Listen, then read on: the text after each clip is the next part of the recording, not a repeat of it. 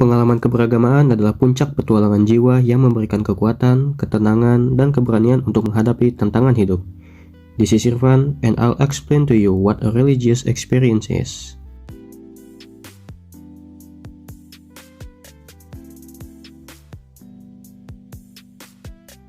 Pengalaman keberagamaan dalam psikologi merujuk pada pengalaman individu dalam konteks keagamaan, termasuk keyakinan, praktik, dan pengalaman spiritual yang terkait dengan agama tertentu. Menurut banyak ahli psikologi, pengalaman keberagamaan dapat mempengaruhi kesejahteraan mental dan emosional seseorang. William James, orang psikolog terkenal, memandang pengalaman keagamaan sebagai pengalaman yang nyata dan signifikan secara psikologis. Dalam bukunya yang terkenal, Varieties of Religious Experience, tahun 1902, James menggambarkan pengalaman keberagamaan sebagai pengalaman yang mendalam, intens, dan transformasional bagi individu. Menurutnya, pengalaman keagamaan dapat memberikan makna dan tujuan dalam kehidupan seseorang.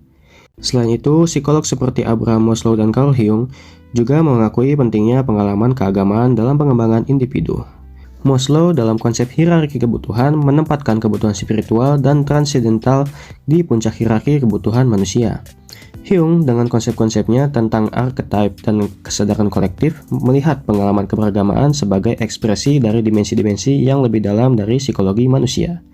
Secara keseluruhan dalam psikologi, pengalaman keberagamaan dianggap sebagai bagian penting dari kehidupan manusia yang dapat mempengaruhi kesejahteraan mental, emosional, dan spiritual individu.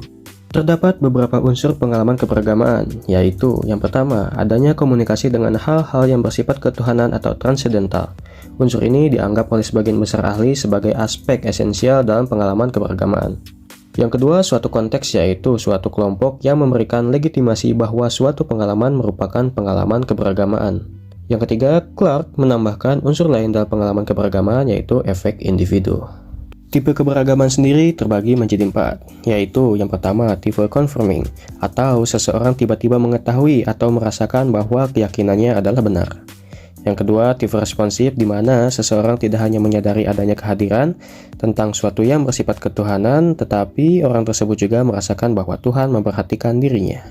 Yang ketiga, yaitu tipe estetik, di mana seseorang mendapatkan pengalaman keintiman dalam berkomunikasi dengan Tuhan. Yang keempat, yaitu tipe revelasional, di mana seseorang tidak hanya merasa sebagai orang terpilih dan cinta kepada Tuhan, tetapi dia juga yang menjadi utusan Tuhan itu sendiri. Variasi keyakinan dan kepercayaan memberikan pandangan betapa indah dan uniknya keberagaman dalam pengalaman keberagaman.